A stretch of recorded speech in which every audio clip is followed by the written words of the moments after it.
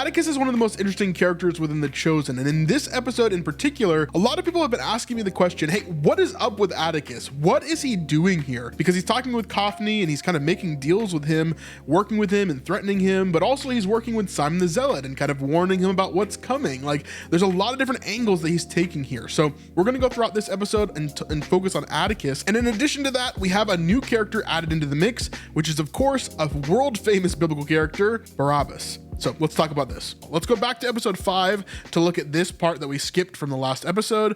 And so we see this here.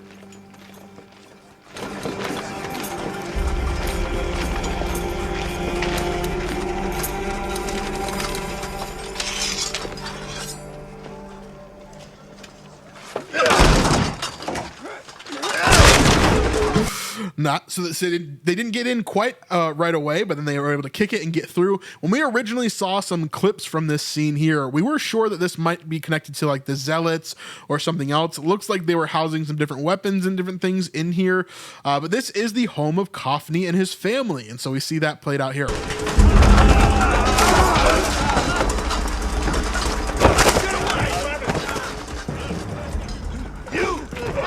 And again, this is kind of like the worst nightmare for a Jew, okay? This is like what they have nightmares about when they're kids, is the Romans bursting in and killing everybody. Of course, they're not killing them here, but they're definitely bursting in and they thought they were about to die, basically. No, can't move, don't move. Hold it, one. Hey,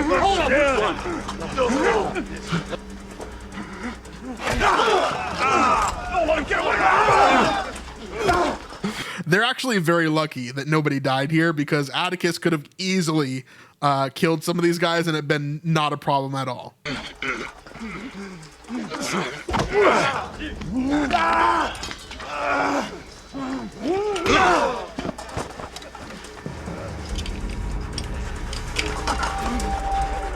So this is all we get in episode 5. However, in episode 6, we come back to this and we get another moment with Kaufney where he is shown to meet with Atticus here, which is quite interesting as we jump into it right here.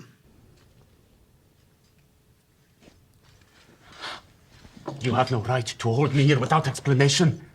What crimes have I committed?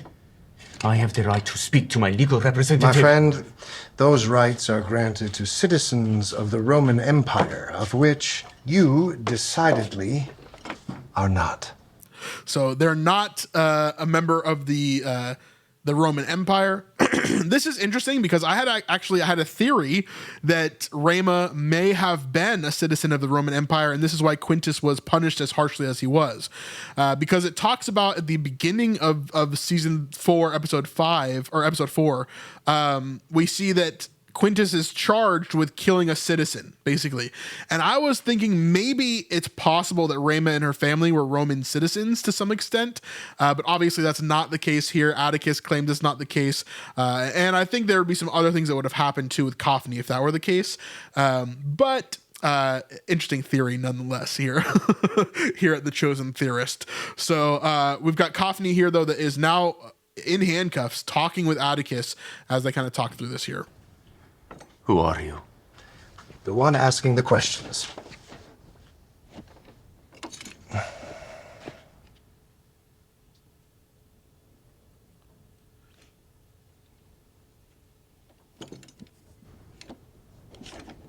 You arrived from the north 3 days ago, bringing with you a small militia of malcontents. You have since grown in numbers, amassed weapons, sharpened resentments, and convened a veritable serpent's den of aggressors who remind me of zealots, but lack sophistication and training. Yeah, very much so, right? Kaufney's family, they are filled with rage, they have weapons, and they are now pushing forward in order to, you know, basically take it out on Jesus, not just by themselves, but they're growing in number beyond their family into these merchants that Jesus has messed with, into some of the crowd that they believe Jesus is a false Messiah, right? So we're seeing a lot of different things there with Kaufney kind of growing this group over time. The zealots, you know, they're a pain. But they have a precision and a clarity of purpose that makes them in some ways predictable. They at least know what they're doing, and therefore so do we. But you are not precise. You are reckless and messy and disorganized. It was all too easy to find you out, to get in here and put you in that chair. So it's my understanding the Jews have made a pilgrimage to this city to observe a solemn holiday of remembrance. I might be getting that wrong. He's like, I really don't care about Jews. I don't really know about them very much, but, you know, that's what I've heard. But from what I can tell, there's only one person acting up around here this week. Someone about whom so many people have such intense feelings and opinions, both good and bad. He's the only figure at the moment toward whom a man like you could stir up so much animosity. Yep. And of course, they're talking about Jesus. Coffney hates Jesus, and he's stirring up a lot of the city right now. Tell me something, Coffney. You. Everybody's got an opinion about Jesus. So what about yours led to all this? You're not a holy man. Atticus be praised. So right there, we see Atticus do this quite a bit, actually, where he references Greek and Roman gods, right? The gods that he was around, that he grew up around, that he worships currently, probably, at least to some extent, being a citizen of Rome here. And so he says, Atticus be praised, which is like basically the god of wine or the god of drink here, which he has here. You own land in wine country. And that's why he references land in wine country. Atticus be praised there. He killed my daughter. If Jesus the Nazarene had committed murder, believe me, I'd know about it. How? You're not God. Let's leave God out of this. Honestly, I find the topic exhausting. What does he mean by that? Because, like, does he mean specifically Yahweh? Leaving God out of this, because he just made a reference to Atticus, right? And he does this quite often, where he makes, at least in this episode, he makes references to these other Greek gods or goddesses. So, like, what does he mean by that? Does he mean that he finds Yahweh specifically sort of like exhausting, or does he just hate all religion as well? I don't know. It's interesting there. More do you want to know? All right. I'll bite. Fine. How'd he kill your daughter? He seduced her. He really doesn't strike me as the romantic type. Not romantically. Spiritually. For God's sake, what did I just say about God? He performed a magic trick at a wedding that made her so grateful and awed and entranced that she became more loyal to him than me. Hey. And again, this is what some people would have thought during that time, right? Remember, there's not as sophisticated of a method of science and everything that's happening there, right? So if he didn't create, the wine through being divine, then he must have done some sort of magic trick. Okay. Ladies and sticks. That's the pettiest thing I've ever heard. He left a promising career as a wine vintner to join his pathetic roving band, wayfaring around the Upper Galilee, whipping crowds into frenzies over his teachings and sorceries, until one of those crowds devolved into a stampede and she was run through with a sword. By whom? The Roman praetor of Capernaum.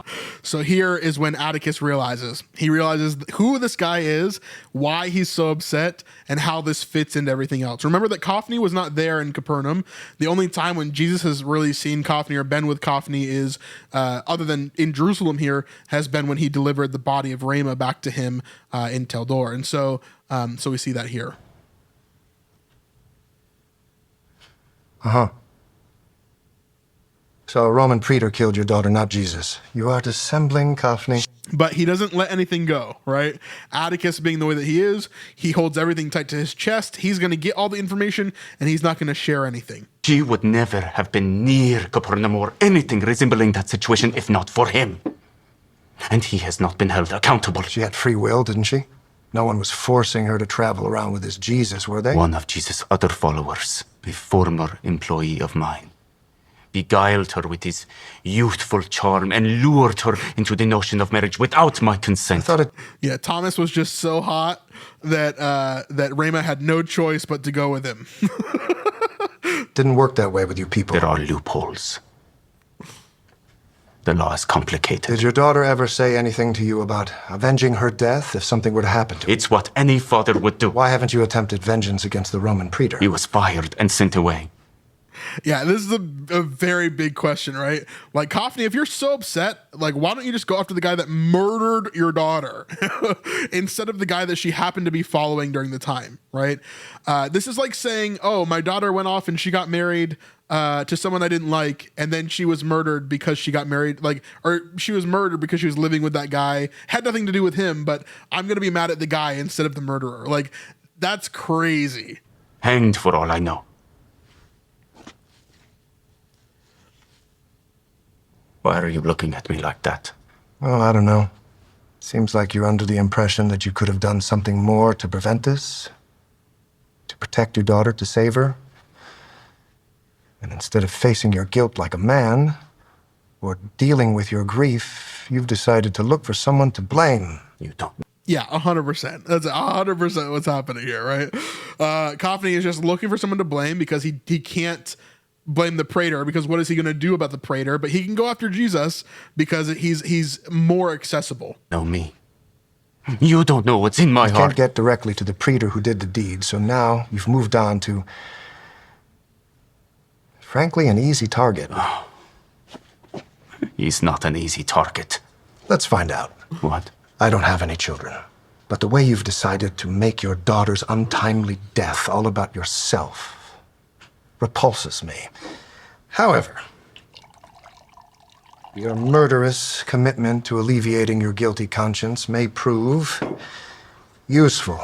Okay, so this is the big question that I get during this scene. What is going on with Atticus? Why is he working with Coffney? Why is he making this deal with Coffney? And in a second, we're going to ask the question, why is he working both sides? Okay. This is a big part of this episode, is how Atticus is acting during all of this. Okay. Coffney is one side where he hates Jesus and he wants to do something about it, but he's trying to gather support in doing that. Then the other side is, of course, Jesus and his followers, which we'll get to in a second. But here he makes a deal with Coffney and basically comes to the conclusion that, hey, I want you to keep on doing whatever you're doing right now and continue to create chaos. So let's see this. To my purposes. What purposes? I have a proposal for you, Coffney.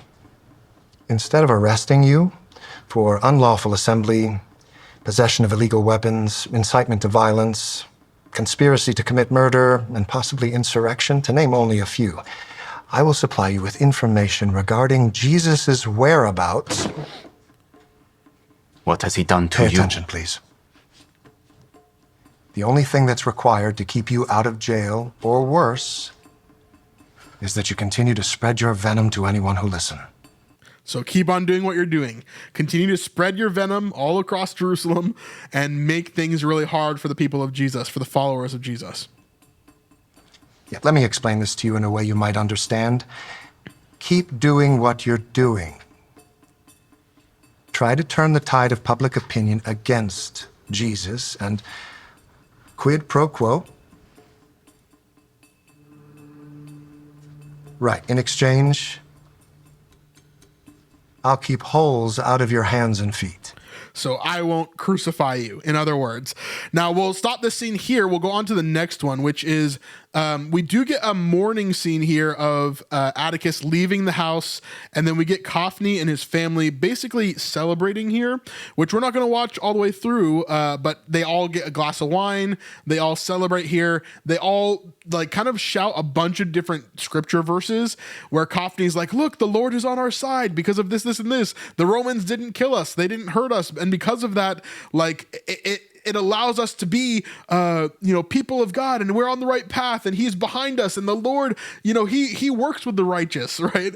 And so they all start saying these different verses where God is on their side, essentially. Now we know that not to be the case. We know that God is not necessarily on their side in the way that they think that he is. And here, someone that calls it out is his wife, who in this scene is basically says, like, you're going to work with our enemies and you call that a victory. Like, you've made a deal with our enemies and you call that a victory. And then he goes and he talks with her, and she actually ends up leaving Jerusalem, meaning she's not there anymore at all. Now, how could this connect to the future? Here's my big theorist brain going crazy with this, right? How it could connect to the future is that Naomi, who of course is the wife of Kaphni here, the mother of Ramah, she goes back home to Teldor because she doesn't want to be with her husband anymore in Passover. She's just going to leave because this whole Passover thing is annoying. She doesn't want to be here with Jesus and all this craziness going on, but she's upset at her husband. So she leaves. She goes back to Teldor. Okay. Then whenever Jesus is crucified, because we've already talked about this in the previous episode, Dallas will lie to us. We know this. He lied about the walking on water. He lied to me about Nicodemus being in in season 5, basically in that scene in the trailer from season 5. Now we know that he's talked about how Ramah is not going to come back, or he's referenced that. And so I think Ramah has a large possibility of coming back as one of the people that resurrects in season 6. However, we're not probably going to see her until season 7, would be my guess. When Jesus dies, there are saints that are raised, tombs are opened up, and saints are raised from the dead.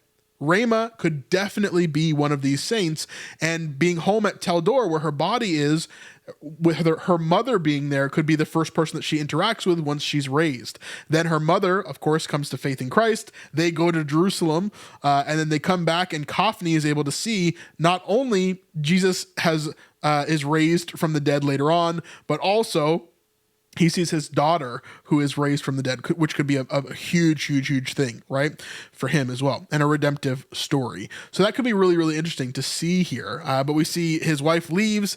Then later on, after this portion of the episode, we see as Simon Z follows Atticus as Atticus runs through the city with his guards. He tells his guards to go away, and they finally end up right here at this section of the city.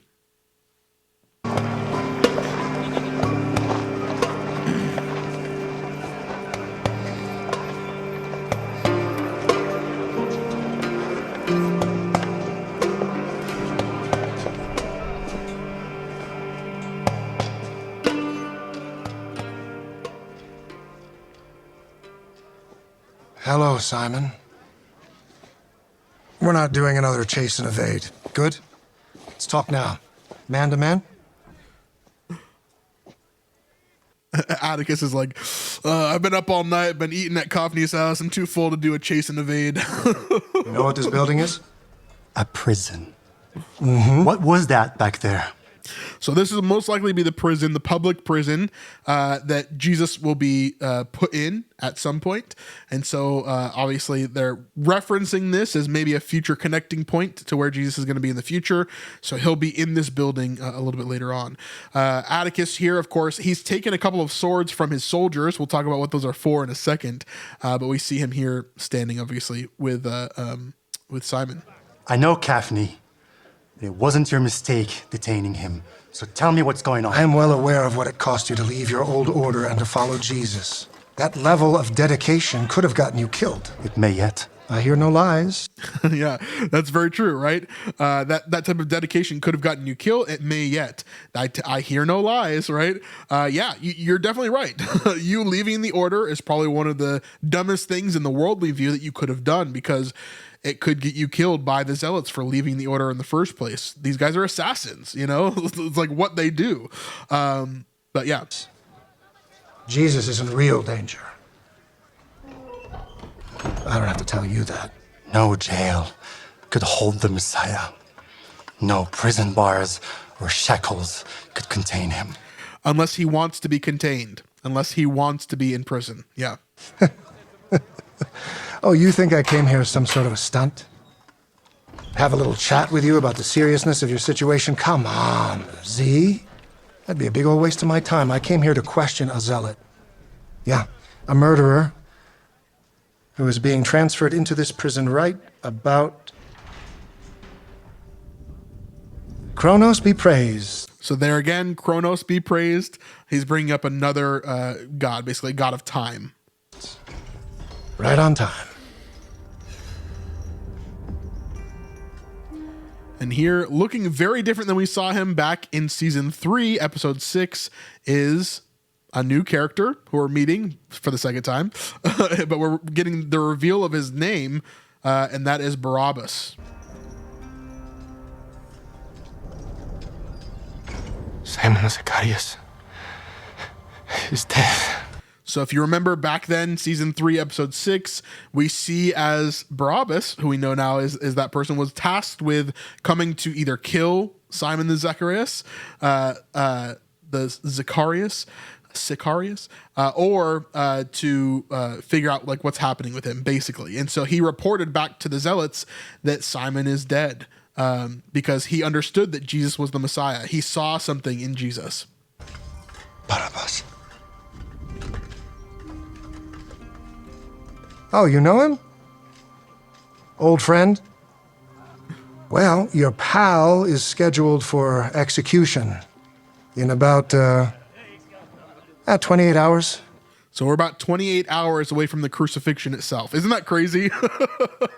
We're about 4 hours from the end of this season. So we're watching everything almost in real time. And so, we're about 4 hours away from the end of this season. And then, I guess, is that right? 28 hours? Because season 6 should be the last 24 hours basically of Jesus's life, or 24 hours from the day that he's arrested to his crucifixion, essentially is what season 6 is. So season 5 here, we're sitting like right before the Last Supper, and all of that. I don't know if that, I'd have to think about it again. But yeah, the timeline there, we're very close is what I'm saying. Give or take. A day and then some. Barabbas came to find me when I left the order. And you both survived? Somebody didn't do his job. We spoke. That's not what they sent him to do. He saw things. Things that should have compelled him to leave the order.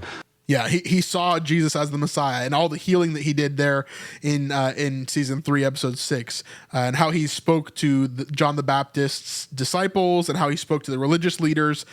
They should have gotten a grasp of who Jesus was and seen all these miracles that he did. And it did change him, but it seems like he didn't leave the order. It seems like something else happened there, which I don't know if we'll ever hear that story. I do really like the way that they interwove Barabbas here. There's always been sort of a theory that he's connected to the Zealots and some different things there because he's a murderer. Of course, it would make sense that he would be connected to the Zealots. Not normal people are kind of like murderers during this time. It's not something that like happens all the time. Of course, he could have been a normal person. He could have been not a zealot, but it makes a lot of sense that he would have been a zealot. And so that connection there to Z, I think, is really, really well done as well. And believe. You think you could have saved him? I didn't say that. He could have saved himself. If only he'd opened his eyes and heart. Well, he did not open his eyes. Don't know about his heart, don't care, because now he's got to pay up. Consequences. Simon, I think you're about to find that out. I said no jail could contain him. Touchy? Fine. So maybe your Messiah won't be jailed, but what about your friends? Yep. Yeah, what about everybody else, right? If you really don't think the Messiah can be jailed, what about everybody else? Like, something's happening here. You need to be ready, basically. One of them has already died.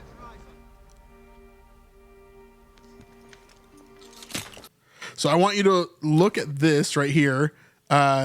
This shot right here. Let me go back. But what about your friends?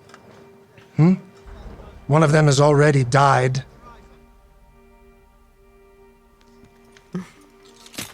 Again, one of these sleuthy moments here. We got the 2 swords that he's dropping on the ground. We'll get to why he's giving him the 2 swords in a second, where that comes in. But also, I want you to recognize there's no dagger here. That might be intentional, but I thought it was funny, so we're going to point it out. You know what? I'm just going to leave those there. So somewhere in this movement here off screen, Atticus must be dropping a dagger onto the swords, but we don't really hear anything. And so it's weird whenever you look back down at the swords and the dagger is there, which we'll see in a second. In case you think you need to be ready. Luck happens when preparation meets opportunity. Bona fortuna. Yep. Good luck, good fortune there. Simon Z.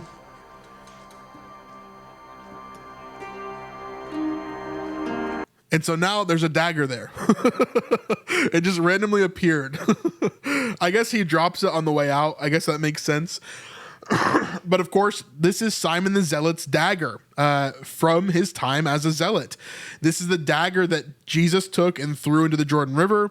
This is the dagger that Atticus picked up back in season 2 of The Chosen, and he's had it with him ever since then. We actually see him in one of the episodes hold on to the dagger and place it kind of in a handkerchief and hold it along with him. So he keeps that forever. And then later on, he lies to Simon. He says, your dagger is at the bottom of the Jordan River, right where he left it. However, it wasn't. He had it the whole time. And so now he gives it back to Simon here, which of course Simon doesn't take it. He does take the other two swords because the dagger has certain kind of intentions that go along with it, right? It's not just a dagger. That would be him picking up his old life, and he doesn't want to do that. So he just picks up the two swords here. And these swords, of course, they become important because later on and during the Last Supper, we see as one of the apostles takes the two swords and they say, look, Jesus, we have two swords to defend ourselves. Because he's talking about if you don't have a sword, go sell your cloak and buy one, right? So these two swords come back kind of earlier on in the season, but at a later point during the Last Supper, if that makes sense. And so we see Simon as he picks up the two swords here and he goes off on his own, as we see there. But the big question here is, what is happening with Atticus? Why is he doing this? He's just given Cophny free reign to do whatever he wants. And then also he just gave a zealot that he knows used to be a zealot. He's just given him two swords to go do whatever he wants with, and say, be prepared, basically. Well, what is he doing? Who is Atticus? Atticus Aemilius Pulcher, right? He is Rome, which means that he is wanting to make sure that Rome is the victors no matter what. So whenever that comes to criminals being punished, they are going to crucify them. They're going to take care of it, right?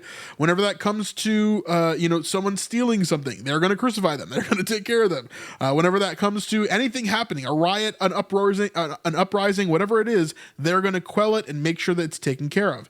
Here, he's doing the same thing, except he doesn't want there to be a random uprising. He doesn't want there to be a random thing that happens. He wants to make sure that he's the one that's in control of all of it at all times. So he's forcing Cophny to up the temperature. He's forcing Simon to up the temperature. Now Simon has swords. He knows that the Jesus followers have swords. They have weapons. They're ready to go. He knows that Cophny has weapons and they are riled up and they're ready to go. He's telling Cophny, continue to spit your venom. Continue to make chaos. Then he's telling Simon, oh, you better be ready. Something horrible is going to happen to you. Be careful, right? And he's controlling the narrative for both sides so that he can kind of force chaos to happen. Now, things don't happen the way that Atticus necessarily wants them to happen. Basically what he really wants to happen is these two groups go at each other like crazy. They start fighting, maybe killing some people. Like they're just fighting like crazy. Then Rome has an excuse to come in and to beat them down in order to make sure that these things are taken care of. And what does that do? It does a couple of things. Number one, it makes sure that Rome is in control. They have an excuse to quell these uprisings and to deal with these different things. But also, it makes Pilate look really, really good because he's able to quell the uprisings instead of making things worse and crucifying a bunch of people and like attacking a bunch of people basically for no reason. And the emperor yells at him. Now he actually has a reason to do all these things, and he has a reason to quell the uprising of the Jewish people because they're just crazy and they're doing all these crazy things, right? So Atticus is putting it into a better situation for the Roman people overall, if that makes sense. So that's why he's doing what he's doing here. It's not random. It's not just because he wants chaos. He wants Rome to win. And so that's what it kind of comes out to here. Anyway, let me know your thoughts about this section here about Cophony and Atticus and all the things that go along with that. Let me know your thoughts in the comments down below. And of course, we'll see you guys on the next one. Peace.